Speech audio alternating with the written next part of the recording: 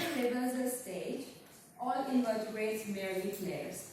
In the backdrop of this tacky use of Shakespeare are my animals of study, benthic macroinvertebrates, which live in the same river from where these sprinklers abstract water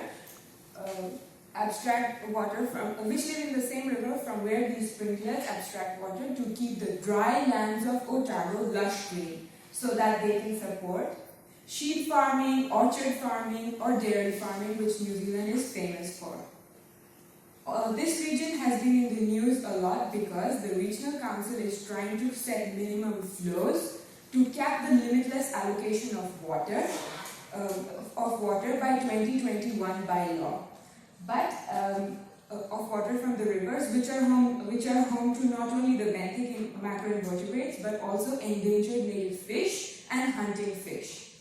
They must set these minimum flows by 2021, which is very close. But they're not alone, and I'll explain as we go to the Bangkok airport. At the airport, there is a statue of a scene from a Hindu story in which these demons and the lords figured out that if they churned the ocean together using this magic snake, they would be able to churn out an elixir of immortality. What they didn't know that due to this, as a consequence, they would also get a poison which would annihilate the whole universe. So Lord Shiva had to come down from the Himalayas and drink that poison to preserve humanity. Now, the stakeholders, the fishermen and the farmers, they churn out rivers for irrigation or fishing, and the Lord Shiva is embodiment of the management system, the regional council, the national government, and the scientific community. So, which have to work together to preserve and sustainably use our freshwater resources. So, the scientific community went to one of these regions where the minimum flow setting process is being undertaken, and one of those rivers which had easy access to water allocation locations. I chose 3 locations on one river, marked by inverted red triangles, 1, 2, and 3. 1 in headwaters and 2 in the lower course of the river. The one in the headwaters looks something like this. So the natural course of the river is from here to beyond the trees, which can't be taken in the picture. And what happens because of that weir, you see this is a cemented, well-built channel, which channels more than 50% of the water into this irrigation canal. So downstream there is less habitat in terms of discharge, and we suspected that it would affect total abundance and community structure of the fauna. And because invertebrates are a food source of fish, make up most of the fauna of a river, and reflect health of the river, I chose to study the effects of water abstraction on benthic macroinvertebrates and the persistence of that effect after water abstraction was stopped. So the irrigation period in the region lasts for the summer, which also coincides with low flows. It lasts from November till April. So my first occasion of study was when, in the first diagram, when the natural low flows existed and water abstraction was being taken. So the red triangle is again the water abstraction point. Used for upstream has higher, and because water is being abstracted, the first occasion in March, the downstream has lower water. And after water abstraction ceases, that period also coincides with returning high flows in autumn and winter. So the next 2 to study the persistence of the effect, the occasions were when water levels were rising and were equal above and below. I took server samples from both ends, upstream and downstream, and tried to identify them till genus level. So, in the first diagram, please try and remember that when I do the next one. So, U stands for upstream and downstream, and during that period, this is the graph of the discharge in all the 3 water allocation locations. The blue bars are for upstream and red for downstream, and you can see that the discharge measures are downstream are less than 50% of the water in upstream sites. And this reflected in reduction in depth of the river, velocity of flow velocity, and wet width of the river. downstream there was a significant reduction. When the total invertebrate densities were plotted in a graph, so total density, which means per Cerber sample, the number of individuals that I counted. This graph is for the first abstraction take, the one we saw the picture for. So in general, you see that in the 3 occasions during abstraction, after abstraction ceased, and then again after abstraction ceased, the invertebrate density decreases. That's because as flow increases, they spread out.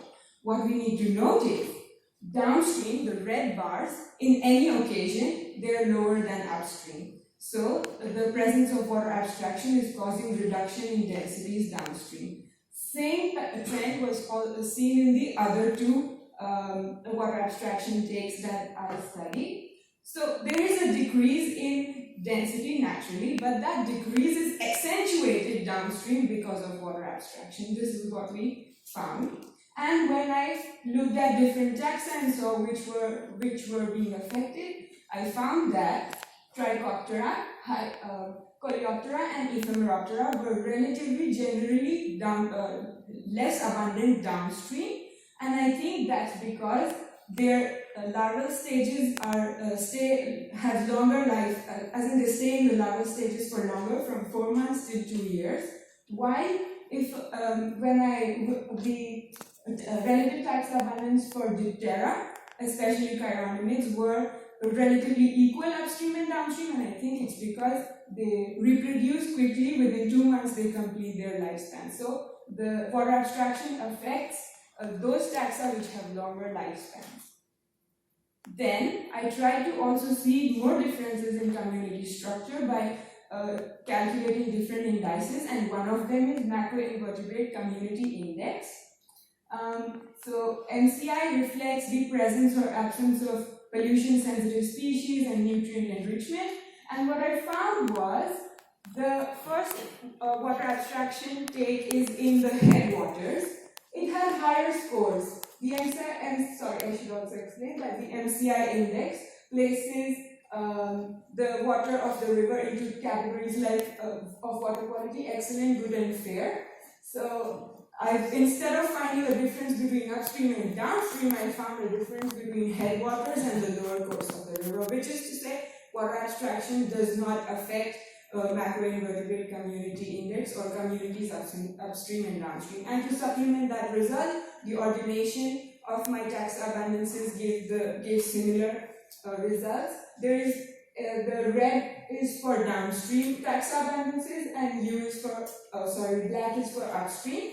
And there was no consistent pattern of upstream and downstream. Rather, there was a pattern of the occasion when flows increase. So water abstraction does not affect community structure, it is resilient. So now that we've learned 3 major points that we remember.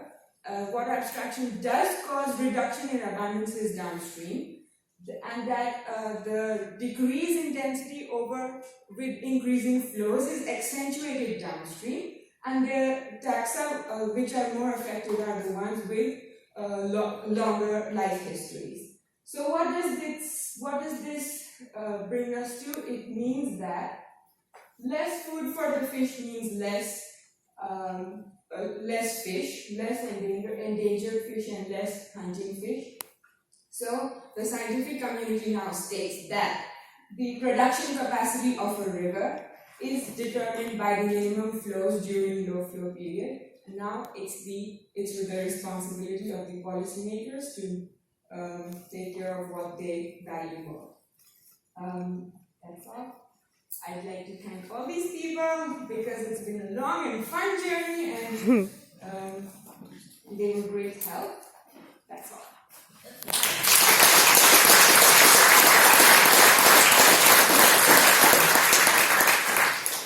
Thanks. We've got time for a couple of questions. Yes, please. Yeah, were there any other indices you could have used besides the MCI that's more flow related? Yes, I calculated. So recently, New Zealand scientists in New Zealand have come up with a new index which was related to flow, which has been derived from a similar index in United Kingdom, and it's called Lotic Index for Flow Evaluation. But I didn't find any difference between using this index between upstream and downstream. It was same for all, so I did not present it in the presentation. Good talk. Have you measured nutrients?